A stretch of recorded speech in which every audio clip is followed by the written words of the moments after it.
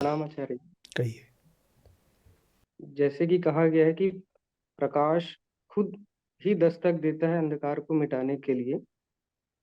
और जब हम दरवाजा ओपन करते हैं प्रकाश के आगमन करने के लिए ताकि अंधेरा मिट सके, लेकिन फिर भी हम इतने मूड होते हैं कि कुछ न कुछ अंश हम बचा ही ले जाते हैं तम का या अंधकार का। उसको हम कैसे और दूर कर पाए?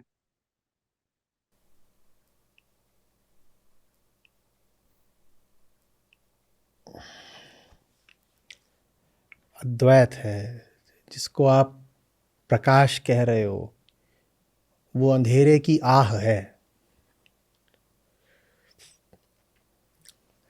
अंधेरा छटपटाए क्यों अगर प्रकाश जैसा कुछ होता न हो।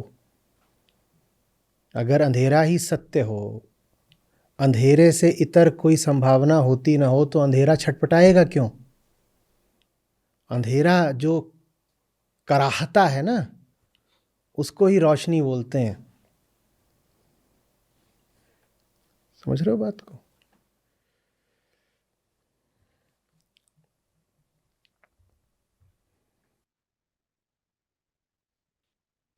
फिर भी एक बेचैनी सी रहती है, जैसे जैसे हम जानते जाते हैं तो फिर भी एक आह तो पहले की तुलना में और ज्यादा उठती है। ये अच्छे से पता है ना कि मैं जो भी जवाब दे रहा हूँ वो घातक है, बरोबर से। फिर भी पूछे जा रहे हो। यही है। अहंकार खुद नहीं चाहता कि वो बना रहे, बचा रहे। नहीं तो आप इतने सारे लोग काहे को आते गीता सुनने और उपनिषद सुनने। अच्छे से जानते हो कि उपनिषद सुन करके कुछ खोओगे, कुछ घटेगा, कुछ जलेगा। उसके बाद भी आ गए हो। किसी ने ज़बरदस्ती थोड़ी करी थी, अब स्वेच्छा से प्रश्न पूछने भी आ गए। जितने लोग प्रश्न पूछने आते हैं उत्तर उन्हें थोड़ा भारी ही पड़ता है, और फिर भी प्रश्न पूछते रहते हैं, और जिनका प्रश्न नहीं लिया जाता वो बुरा और मान जाते हैं। ये देख नहीं रहे हो क्या हो रहा है। हम जैसे हैं, हम खुद चाहते हैं हम तबाह हो जाएं, बस हम में इतना दम नहीं है कि खुद आग लगा पाए। तो हम किसी और को न्योता भेजते रहते हैं, विनती भेजते रहते हैं, तुम आओ और हमारे लिए ये काम तुम कर दो। हमसे नहीं होगा। तो इसीलिए कह रहा हूं कि अंधेरे की आह को ही प्रकाश बोलते हैं। अंधेरा पुकार रहा है प्रकाश को, आओ और हमें समाप्त कर दो। हम जैसे हम ऐसे रहना नहीं चाहते, हमें तबाह कर दो। ये उल्टा खेल है, उल्टी वा की धार। खुसरो दरिया प्रेम का, जो उतरा सो डूब गया और जो डूबा सो पार। और आप चाहते हो डूबना, डूबने में ही मुक्ति मिलेगी। लेकिन पुरानी आदत है जो कहती है नहीं नहीं, बचो बचो, सुरक्षा सुरक्षा। और भीतर कोई है जो डूब मरना चाहता है, और बाहर बाहर कोई है जो कहता है नहीं डूबना नहीं, मर जाओगे, बचाओ बचाओ बचाओ बचाओ।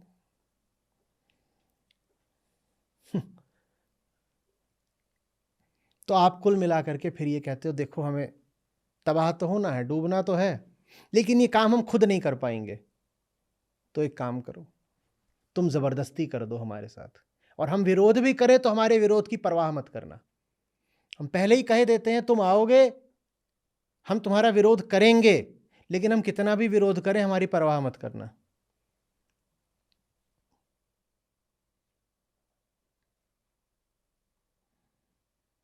यह आग्रह कर करके कहा जा रहा है कि हमारे विरोध की परवाह मत करना। विरोध तो हम करेंगे, हम पहले से बता देते हैं कि हमारे पास आओगे तो हमसे सिर्फ अपमान पाओगे, विरोध पाओगे। लेकिन अगर हमसे प्रेम हो तो हम कैसा भी दुर्व्यवहार करें तुम्हारे साथ, हमें छोड़ना मत। बड़ा विचित्र ये आग्रह है, पर मानने वाले मान लेते हैं। ये कुछ आ रही है बात समझ में? सूक्ष्म है। हम वो हैं जो होना चाहते नहीं पर मिट पाते नहीं।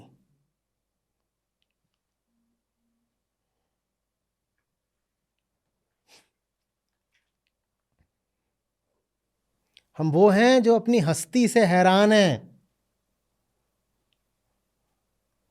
पर खुद को बचाने को परेशान हैं।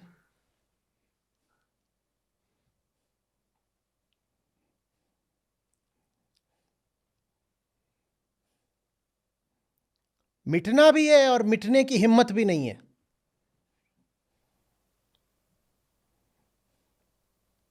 वही जैसा इश्क में होता है। जी कि चाहिए भी और पाने का जिगर भी नहीं है।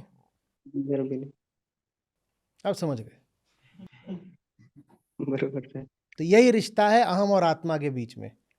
अहम एक कमजोर प्रेमी है और आत्मा जैसा सौंदर्य और कहीं नहीं। अहम को प्रेम तो बहुत है आत्मा से, पर छाती नहीं है अहम के पास कि कह दे कि आ गया मैं, अपनी हस्ती लुटा के अपना सर्वस्व न्योछावर करके आ गया तेरे पास।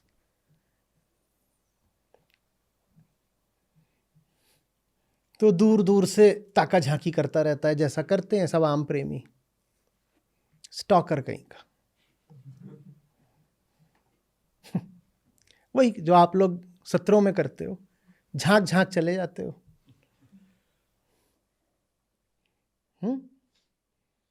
बसते थोड़ी हो यहां आकर के। हमने तो द्वार खोल रखे हैं, आओ बसो। पर क्या करते हो? ये स्क्रीन से झांका और भग गए। Weekend tourists.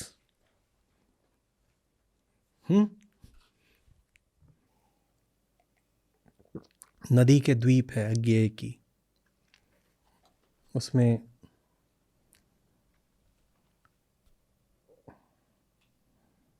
बहुत 2-2.5 दशक पहले की बात है। तो मैंने लिखा था कि सुंदर से कभी मत डरना, सुंदर से न डर के ही सुंदरतर की ओर बढ़ते हैं।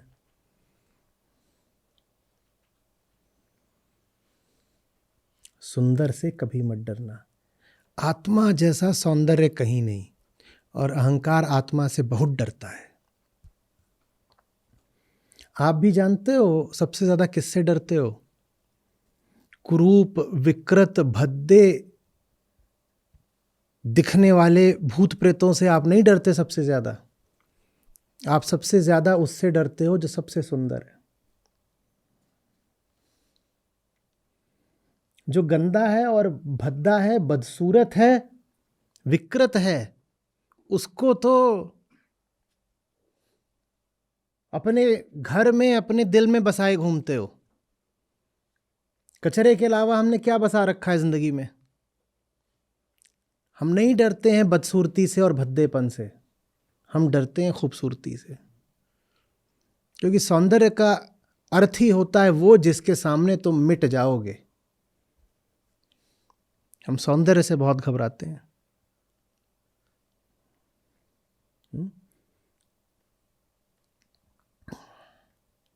तो बात मेरे छप गई थी। मैं ताज़ा ताज़ा जवान हो रहा था। सुंदर से कभी मत डरना, सुंदर से न डर के ही सुंदरतर की ओर बढ़ते हैं।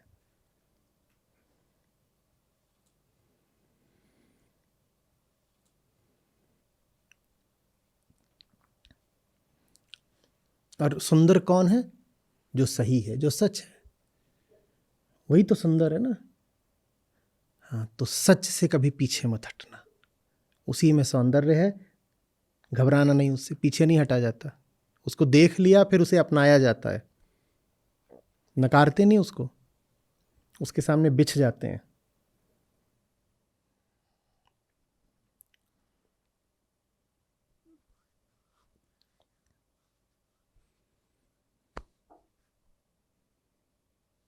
हम्म? धन्यवाद। हम्म। आचार्य जी प्रणिपात।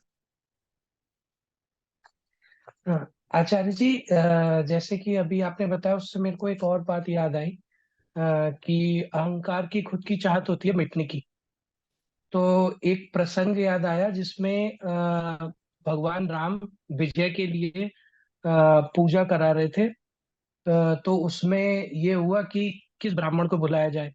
तो पता चला कि रावण को ही बुलाना चाहिए। तो शक्ति रावण ने जब पूजा कराई तब उन्होंने आशीर्वाद दिया भगवान राम को, विजयी भव।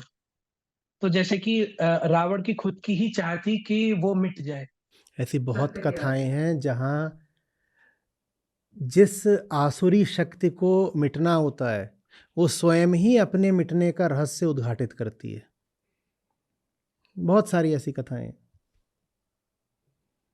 वहाँ वो शक्ति स्वयं ही ऐसी स्थितियां पैदा करती है जिसमें वो मिट सके। नहीं तो जो देवता इत्यादि हैं वो हार रहे हैं, उनके बूते की बात नहीं है हरा पाना। तो अंततः वो जो शक्ति है अंधेरे की, वो खुद ही कहती है अच्छा सुनो, हमें अगर हराना है तो ऐसे कर लो, हमें हराना है तो ये तरीका है। कई बार तो वो जा करके सायंकाल युद्ध थम जाता था तो रात में जा करके शिविर में पूछ के आते थे बताइए आपको कैसे हराएं। तो कहते थे अब पूछने आए हो तो हम मांगने वाले को लौटाते तो कभी नहीं खाली हाथ, लो बताए देते हैं, ऐसे कर लेना हम हार जाएंगे। तो ऐसे हरा दिया जाता था। ये सब बातें हाँ किसी गहरे अस्तित्वगत नियम का संकेत हैं। समझ रहे हो बात को? आप लोग एक काम करिएगा, ऐसी 2-4 आप कथाएं खोज के लिखिएगा, ऐसे 2-4 उदाहरण बताइएगा जहां मिटने वाले ने अपने मिटने का तरीका खुद ही बता दिया। वो न बताता तो किसी को पता भी न चलता। एक प्रश्न और था आचार्य जी। आचार्य जी, आज के श्लोक में आपने बताया कि नचिकेता प्रकाश का प्रतीक है और यम की जो पत्नी है उन्होंने स्वयं को ग्रस्त बताते हुए अहंकार का प्रतीक बताया। तो अभी आगे यमराज जो हैं वो नचिकेता को ज्ञान देंगे। ये उदाहरण के लिए है। अब उसको आप आगे जोड़ोगे तो उदाहरण अपनी सीमाएं लांघ जाएगा। उदाहरण अपनी सीमाएं लांघ जाएगा। फिर आप कहोगे कि अगर यमराज अंधकार के हैं तो यमराज आचार्य कैसे बन जाएंगे, ज्ञान कैसे दे देंगे? ये समस्या आ जाएगी। अभी यम पत्नी जिस आशय में उनको अग्नि बोल रही हैं वो समझाया गया है। एक श्लोक की बात है। उदाहरण को और मत फैलाइए। नचिकेता की दृष्टि से। हाँ, और मत फैलाइए उसको। जी, बहुत बहुत धन्यवाद। प्रणाम आचार्य जी। आपने बताया कि अंधेरा जब बहुत बढ़ जाता है तो वो खुद ही चाह रहा होता है कि प्रकाश आकर के उसको मिटा दे।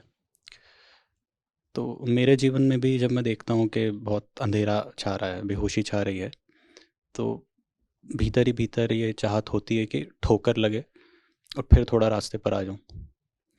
लेकिन अब एक ये ढर्रा ही बन गया है कि अंधेरा छाएगा, फिर कोई आकर के डंडा मारेगा, फिर थोड़ा सही चलूँगा, फिर वापस उसी रास्ते पर अंधेरी की तरफ।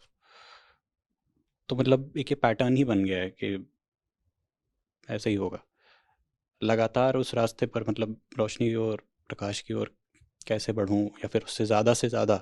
प्रकाश को अनुमति देनी पड़ती है ना, या कम से कम उससे प्रार्थना करनी पड़ती है। प्रार्थना ही एक तरह की अनुमति बन जाती है। आप प्रकाश से अगर प्रार्थना कर रहे हो कि हम कितना भी विरोध करें, हमें बचा लेना, हमें छोड़ मत देना, तो एक तरह से आपने उसको अनुमति दे दी कि हमें बांध लेना। और जिसको बांधने की अनुमति दी जाती है फिर उसके सामने से भागते नहीं। ले देख के खेल तो चुनाव का ही है ना।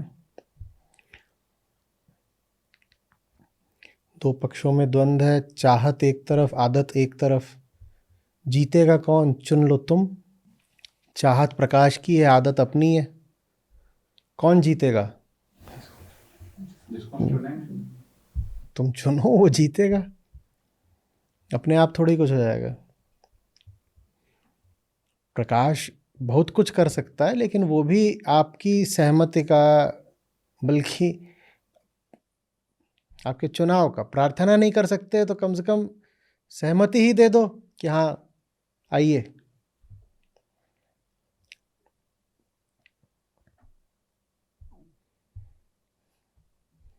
डॉक्टर भी आपका दिल, पेट, मस्तिष्क सब चीर सकते हैं आपकी ही भलाई के लिए, लेकिन उससे पहले वो क्या करवाते हैं? भाई साहब सहमति तो दे दीजिए। आपकी सहमति के बिना तो कोई डॉक्टर भी आपका छुएगा भी नहीं आपको।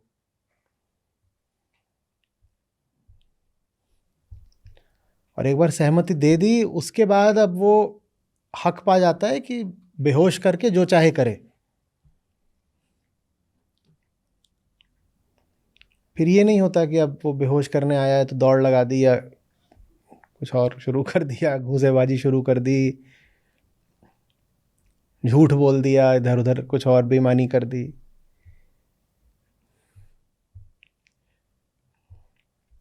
बेईमानी भी अगर खुद से निजात पाना चाहती है तो उसे भी थोड़ी ईमानदारी दिखानी पड़ती है।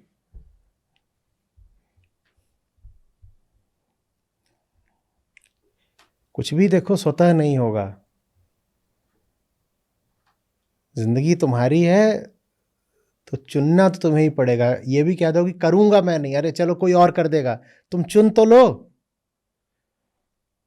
ऑपरेशन रोगी नहीं करता, कर देगा सर्जन, पर तुम चुनो तो सही कि ऑपरेशन होगा। तुम ना करोगे ना चुनोगे तो कुछ नहीं होने वाला।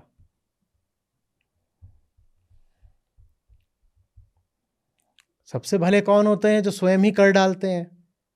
उनसे अच्छा तो कोई है ही नहीं। वही बुद्ध है कि कोई नहीं आ रहा था उनको जगाने बताने, उन्होंने स्वयं ही कर डाला। चलो कोई बात नहीं, हम बुद्ध नहीं हो सकते, पर हम ऐसे तो हो जाए कि कोई और हमारा कर दे, इसकी उसको अनुमति दे दे। एक तो ये कि हमने अपना खुद ही कर लिया कल्याण, नहीं कर सकते, बुद्ध नहीं है हम। तो अगले स्तर के हो जाओ कि हम नहीं कर सकते, आप आके कर दो, हम आपको अनुमति देते हैं। वो भी नहीं करोगे तो कोई क्या करेगा? हमने तो कहीं कोई दृष्टांत नहीं सुना कि बुद्ध गए थे और रात में सोते से गांव के लोगों का अपहरण करके ले आए और उनको सोते सोते ही निर्वाण दिला दिया। ऐसा हुआ? उपस्थित रहते थे, गांव से थोड़ी दूर पे भ्रमण करते रहते थे ताकि ज्यादा से ज्यादा लोगों के लिए उपस्थित हो पाए। सूचना पहुंचा देते थे, भाई तथागत आए हुए हैं। उसके बाद क्या करते थे? भाई जिसको आना होगा आ जाएगा। ये थोड़ी है कि रातों रात छापा मार के लोग उठा लिए। कि धम्म की रेड पड़ी है, इतने धर लिए गए, गायब हैं। ऐसे थोड़ी होता है। स्वेच्छा से आओगे तो होगा, और नहीं तो बहाने हजार हैं। अब जिस मुंह से, जिस नीयत से ये सब बातें कर रहे हो, इसको कायम रखो। यही मेरा जवाब है। कुछ चुन के वहां पीछे से उठ के यहां आए हो, तो जैसे पीछे से आगे आए हो आगे ही रहो। इसी में समाधान है, बाकी सब कुछ नहीं। चलो।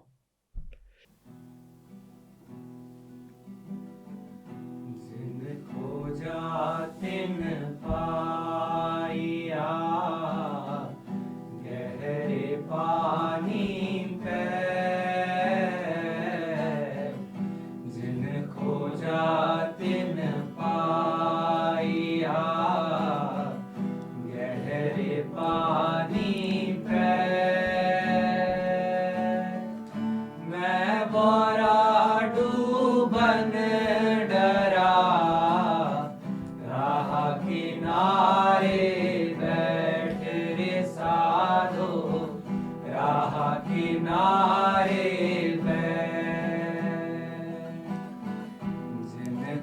जातिन पाइया गहरे पानी पैर जिनको जातिन पाइया गहरे पानी पैर मैं बोरा डूबन डरा राह किनारे बैठ रे साधो राह किनारे बैठ खुसरो दरिया प्रेम का वाकी उल्टी धार खुसरो दरिया प्रेम का वाकी उल्टी धार जो तेरा सो डूब गया जो डूबा सो पार रे साधो जो डूबा सो पार खुसरो दरिया प्रेम का वाकी उल्टी धार खुसरो दरिया प्रेम का वाकी उल्टी धार जो तेरा सो डूब गया जो डूबा सो पार रे साधो जो डूबा सो